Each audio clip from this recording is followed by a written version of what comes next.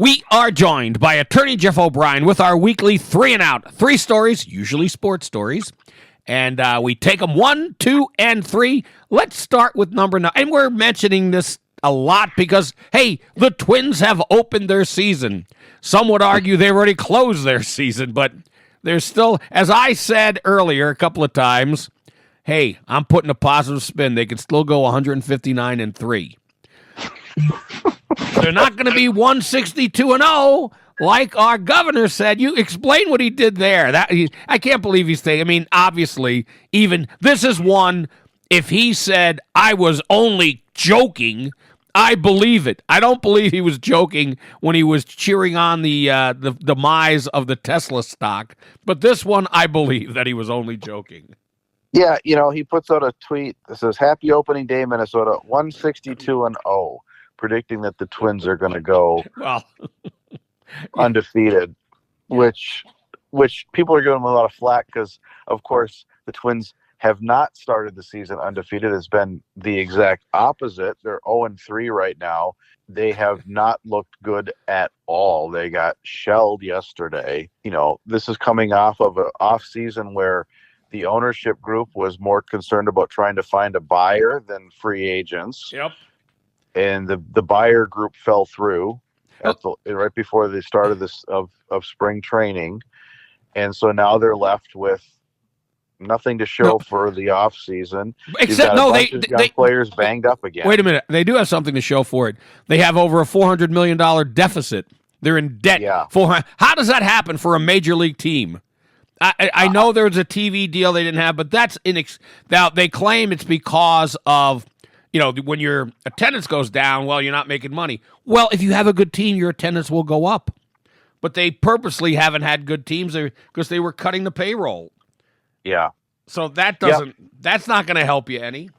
And it also doesn't help now when you've got these young players. Something is going on, Bob, with their training staff.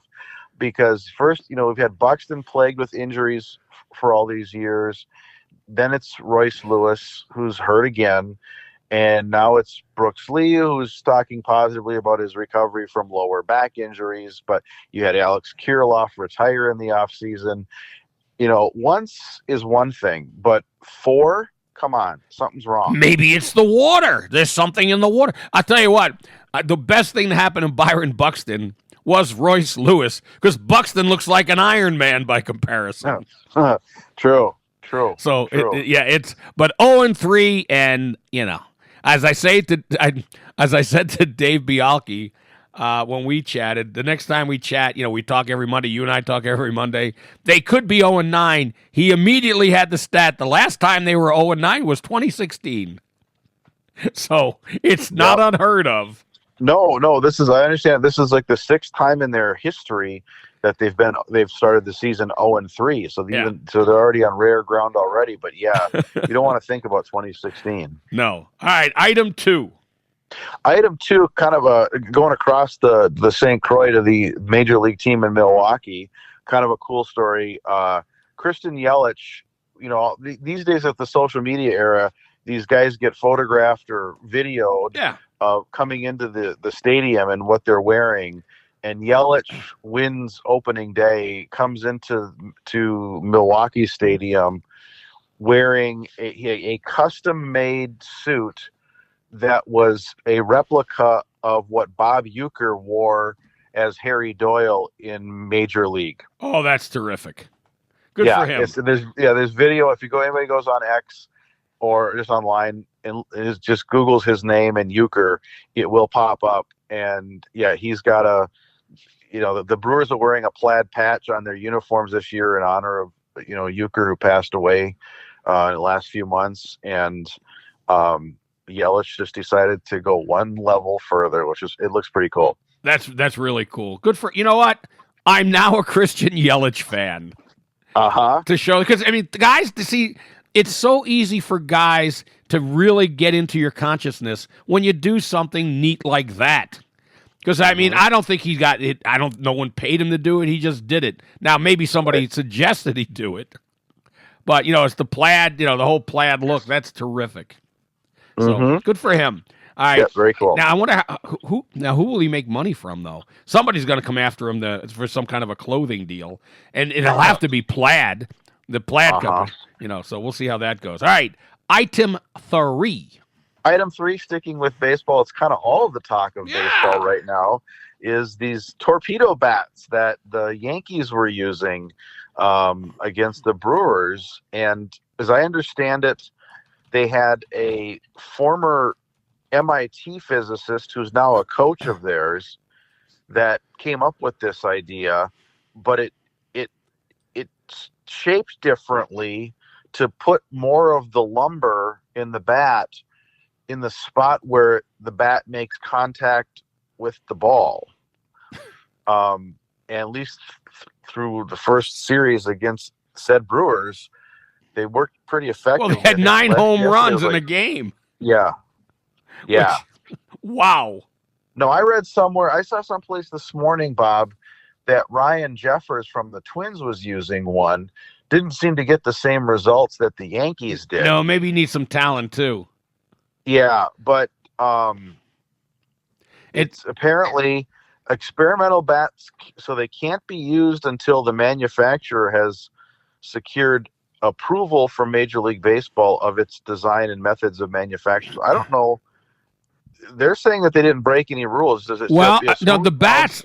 I'm looking at a story here, and the bats are legal by Major League Baseball standards. And what they have because they have the same shape. It's just a matter of the barrel is lowered. They lowered the barrel on them. Yeah.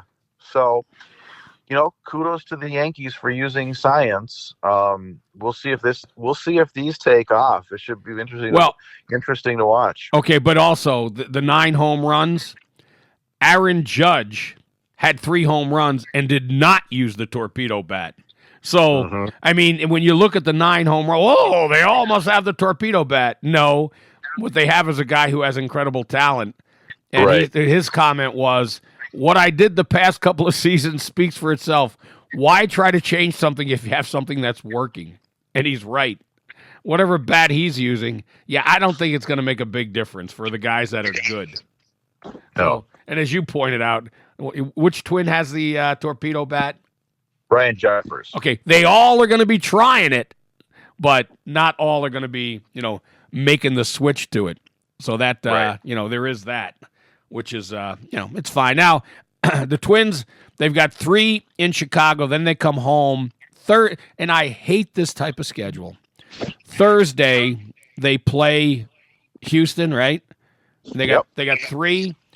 But, and I've complained about this before, why? Why do you have to go, you play Thursday and you take Friday off? Why? Yeah, I don't know. It makes no sense. Schedule a 4-game series. Or, okay, now they played in St. Louis on Thursday. They took off Friday, so they lost, and then Saturday, Sunday. They immediately play a day game in Chicago, 3 in Chicago. You come back and play Thursday. So they're going to play 6 games in a row with that. Why not give them Thursday off and open on a Friday? What is it about having to open on a Thursday for whether it's a home or it is on the road to start the series? I don't get that. I don't know. I'll be at the game. Our firm Hush Blackwell has a suite for the opener, so I'll be Is it heated? To whatever. Huh? Is it a heated suite? I think they're all heated there. Well, I hope for your sake they are. I've got a twin stocking cap, so my choice of headgear will be a game time decision, I think. Well, then you should just be fine. Mm-hmm.